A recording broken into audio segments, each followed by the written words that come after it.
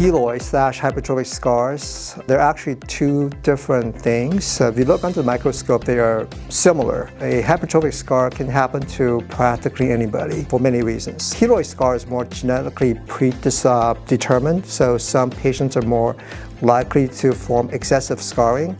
Even though they're a little different, they are managed similarly. So essentially, they're both excessive scarring for some reason the body goes through to just create that extra collagen during that healing process. I like to tell patients that our job as surgeons is to repair the body the best way we can. We put the tissues back together the best we can, and over time we see still many ways that people heal. So ultimately it's how patients heal individually. It's again predetermined genetically.